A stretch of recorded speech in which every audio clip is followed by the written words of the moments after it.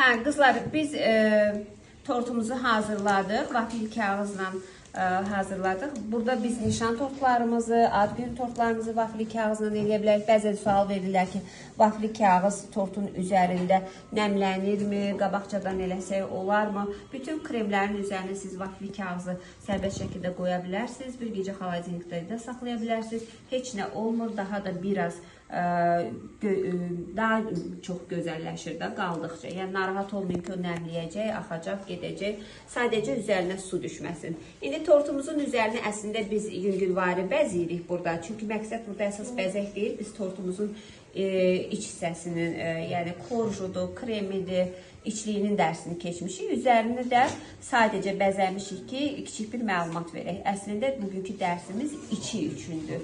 Bu dərs içliyi belə deyək də nümayiş elətdirir. Üz üçün deyil. Üzü elə belə bəzəmiş. Belə baxın içərisinə. Bir dənə salfetka verin, zəhmət olmasa. İçərisinin axıntısına baxın. Biz məqsəd burada tortun içərisidir. Bu cür. Baxın, axıntı gəlir içəridən.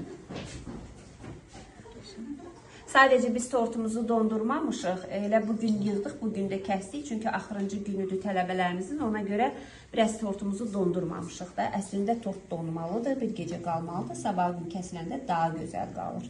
Görüntü olaraq daha yaxşı olur. Bu qədər.